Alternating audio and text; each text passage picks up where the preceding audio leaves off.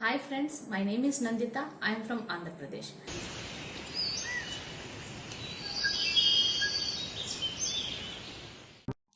Good morning dear students. Today we are going to discuss about acids, bases and salts from chapter 2, class 10 CBSE syllabus.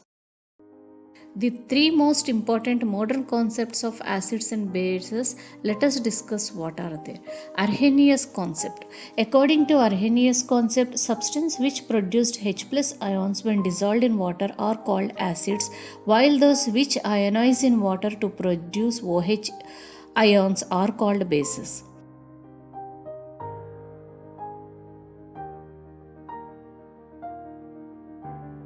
Arrhenius proposed that acid-base reactions are characterized by acids if they dissociated in a aqueous solution to form hydrogen ions and bases if they form hydroxide ions in a aqueous solution.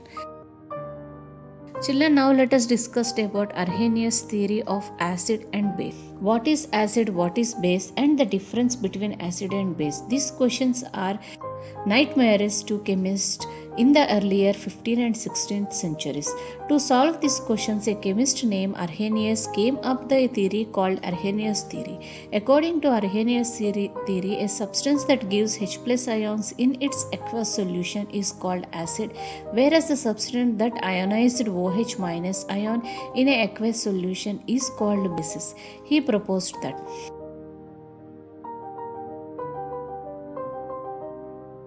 now let us discuss the limitations of Arrhenius concept. The presence of water is absolutely necessary for acids and bases.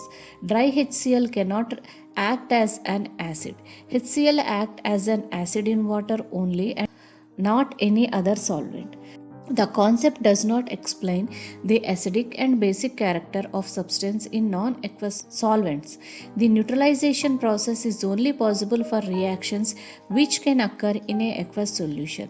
Although reactions involving salt formation can occur in the absence of a solvent, the acidic character of some salts such as AiCl3 in aqueous solution can not be explained. An extent as well as artificial explanation is needed to define the basic nature of NH3.